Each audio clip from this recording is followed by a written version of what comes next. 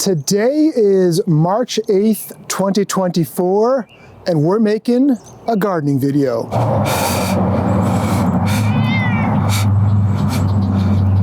They're just barely starting to open now, just to give you an idea of what I got, but that's gonna grow to be like a 2 to 3 inch diameter flower, like in a pinkish color. The leaves are emerging another like week, and this guy is just gonna be covered and just illuminate the landscape. Did I mention Phantom is a mush?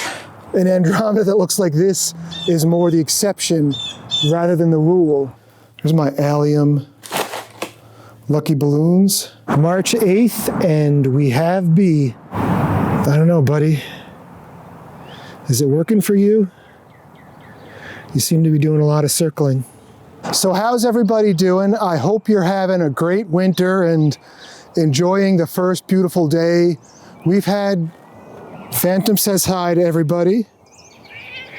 He's becoming quite the lovey-dovey kitty. His thing is to come over to me and he'll just lay on the ground, show me his belly and look for pets. And I suspect he's going to accompany us when we're out today. So that's the please pet me position. And this same cat wouldn't let me get within 50 feet of him when I first met him. I like to call him a mush. And in a different life, he was a lap cat. So how we doing, everybody? I am going to keep my sunglasses on today because the sun is really bright. We haven't seen the sun. Today's a Friday. We haven't seen the sun since Saturday or Sunday, and it's pretty much rained every day since. It's been these like high 30s, low 40s, just rainy, damp, nasty days. So I just keep the wood stove blazing, dries the house out. You come in, you put your coats by the fire, dry them out right away, and you always got something warm to put on.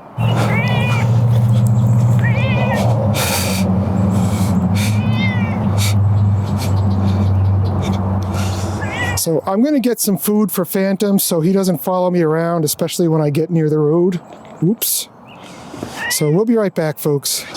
Up until about a week ago, we had snow on the ground. We had a foot of snow a little over a month ago, and it stayed up until a week ago. And I looked out in the yard and I was like, what the hell is that? And we've got all these beautiful crocus popping through here, and I can't really convey how many there are, but if you look through here, I mean, we've always had a few over here, but every year they seem to become more and more. They're just barely starting to open now. Like eventually we're just gonna have like a lawn of crocus every spring. There we go, and I am perfectly fine with that. And then in this bed over here, there's not a ton going on.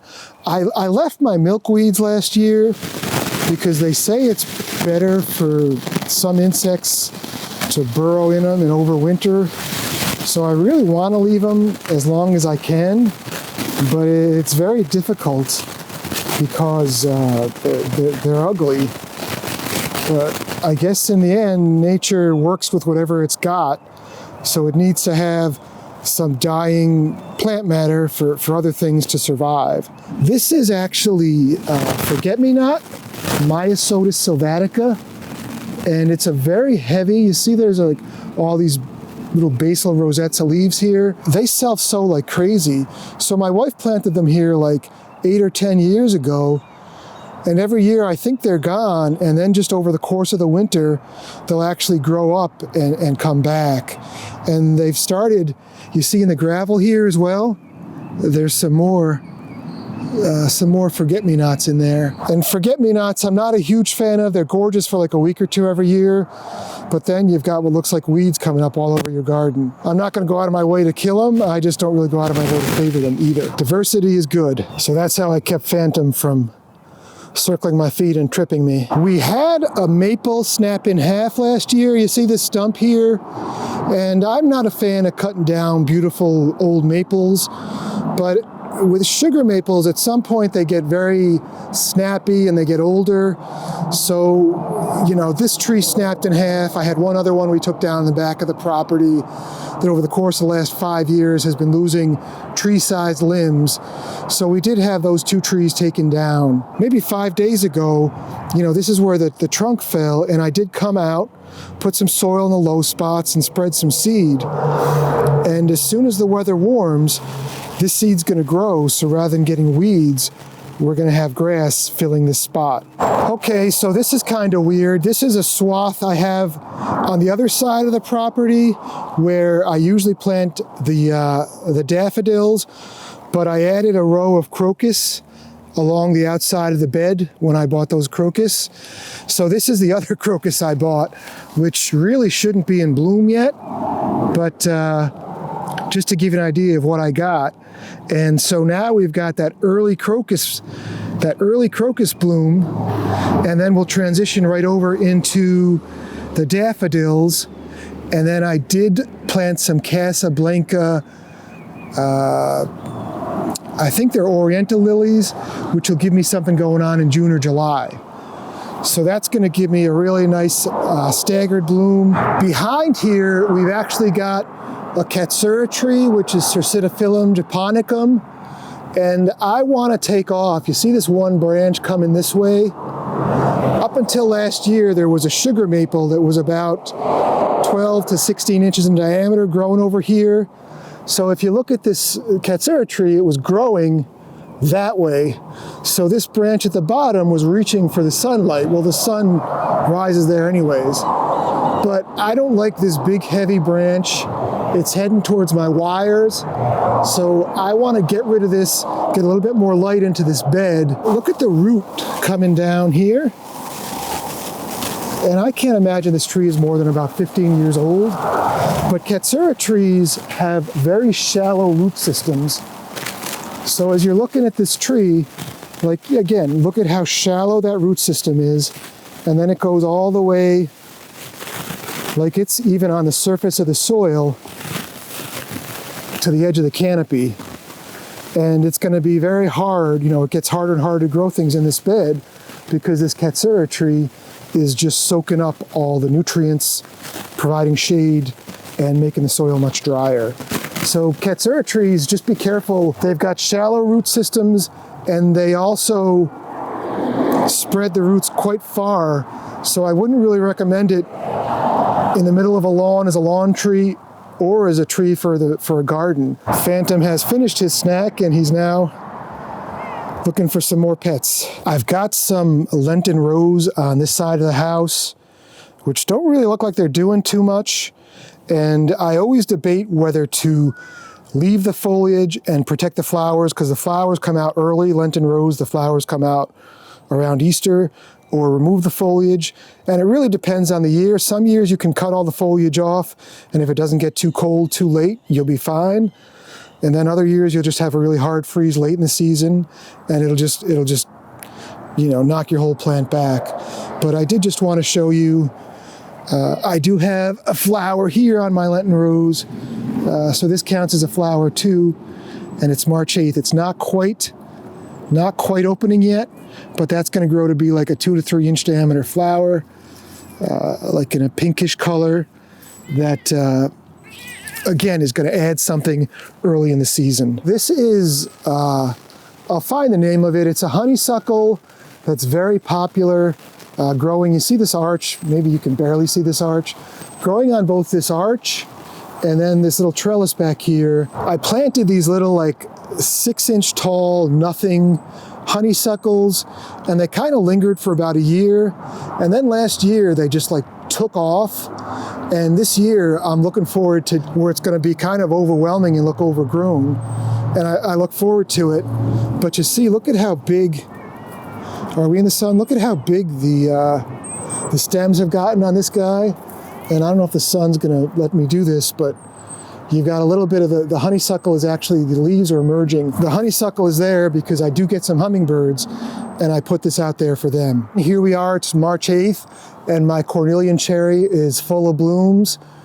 You know, we had snow on the ground a week ago, and you know, another like week, and this guy is just going to be covered and just illuminate the landscape.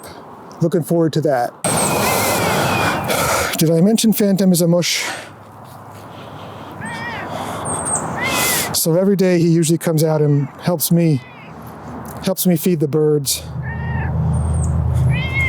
And he's quite insistent. This is actually a different Lenten rose. This one is like a yellow. It's one of the newer cultivars, and these guys are just coming up. But you know, again, it's really early in the year, and we have our Lenten rose and our cat here.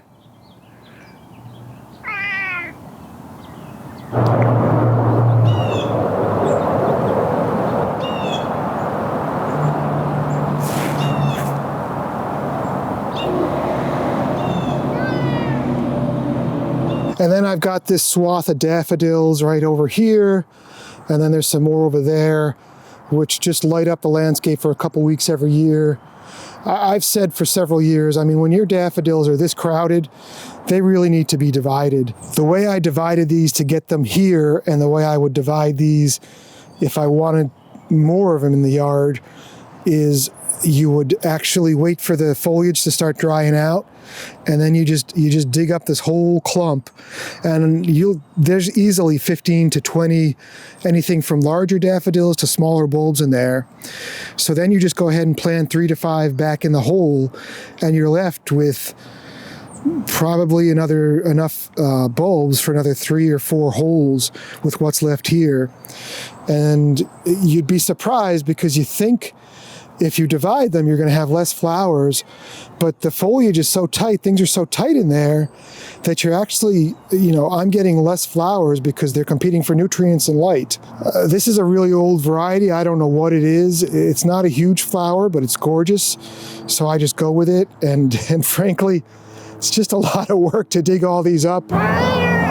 See this shrub back here? This is a Pyrrhus japonica. A common name would be Andromeda. But you see how it's just loaded with all these little white blooms? You'll see this around older homes, the white one. I have one in the front yard that's called Dorothy Wyckoff, which has pinks. They've now developed ones with pinks and reds. But what I want you to notice is, here we are, March 8th, and the flowers all look great, But what you'll notice is, if you come back in 2 or 3 weeks, and it's just got these little droopy flowers, and then they'll open, facing down.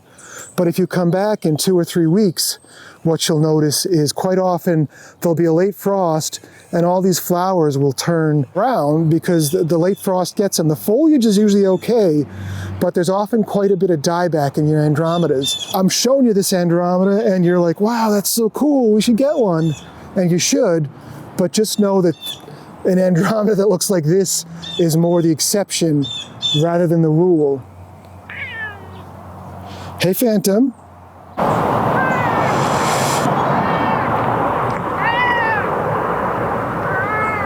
This is Dorothy Wyckoff Andromeda, same as the one I showed you in the backyard. And these flowers aren't really open yet. They're just forming, and in a little while they'll open up and be bell-shaped flowers pointing down. This one's not really thriving as much because I'm growing right next to the Ctscaper tree I talked about. It's very dry shade. It doesn't really like it here. Even though the sun comes from that way, the shrub is reaching that way because there's so much shade.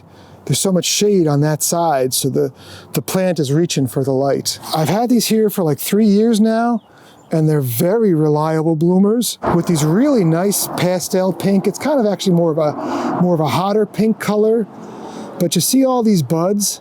I've got a few more I tucked over here in a pretty darn shady spot, and I've got them here as well. So this Cornell pink might be good.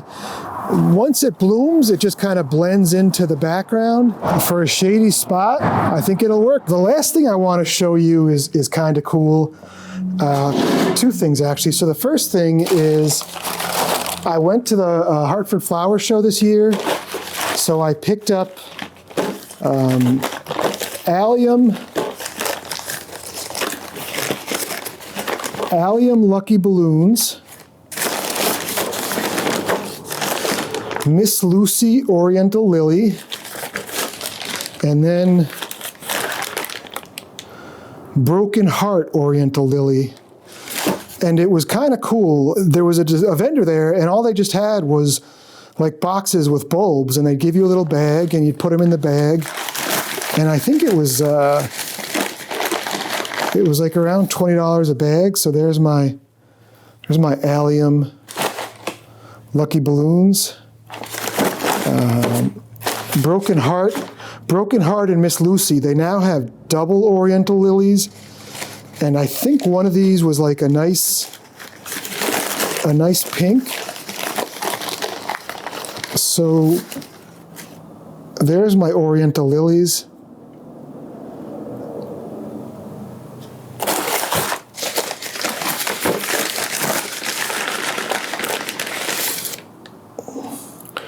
There's the other one. I'm looking forward to planting those. I don't know, you always see these like 3 to 4 foot tall Oriental lilies in older gardens, like in the middle of the summer. And they're just these beautiful plants. And, you know, I live in an older home and I don't have any Oriental lilies. So I know last year I purchased some late summer. And whenever I see them, I try to pick a few up. But again, my beds are just, you know, whatever I see that looks cool. There really is no overreaching plan besides keep it as low maintenance as possible and things that look cool. And then last fall, I was at Lowe's, and this is kind of funny. So I was at Lowe's, and they had, you know, this big bin of tulips. So this is the Darwin hybrid mix. And I don't know when these came out. You know, I wouldn't be surprised if when I was, you know, young back in the 80s and reading the Park Seed catalog, maybe they were the talk of the town. But they were $15 each for 30 bulbs. And if I go to the grocery store and buy flowers, you're talking $10 to $20 for a bunch. And I was like, why don't I just buy these things and plant them in the garden and, you know, start a little cutting garden. So my plan was to make like a 3x3 box out of 2x6s and just make like one square and just put these in and divide them as time goes by and make it like a little cutting garden. And I actually was thinking I can do one, and if I like it, I can do another 3x3 box, maybe put some daffodils in it, and then, you know, your mind can keep going. But so after all that dreaming and thinking, I never actually planted them, so they've been sitting in the garage all winter. And I stepped out here, and you know, my garage isn't heated, but there's a little bit of insulation. So in the winter, the garage is maybe 10 to 15 degrees warmer than the outdoor air temperature. So it's definitely in the 30s and the 20s in my garage. But they're all growing beautifully. So even though I didn't plant them, if I can just get make my little 3x3 bed somewhere in the yard, pop these in like, I don't know, 5 or 6 inches deep, they're still going to be fine, which is awesome. March 8th, and we have bee. I don't know, hopefully this crocus gives whatever the bees need. I know there's some flowers that are non-natives, which I think these are from like Europe, the mountain somewhere. They don't give the pollen that the bees actually need.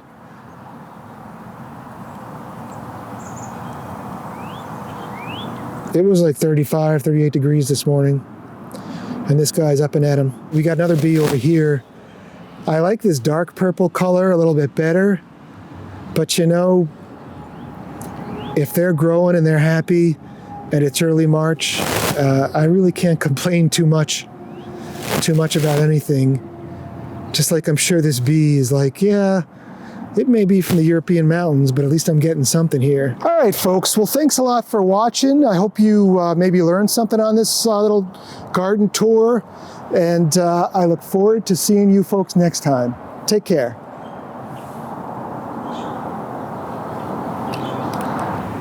I don't know, buddy. Is it working for you? You seem to be doing a lot of circling. Plant more natives.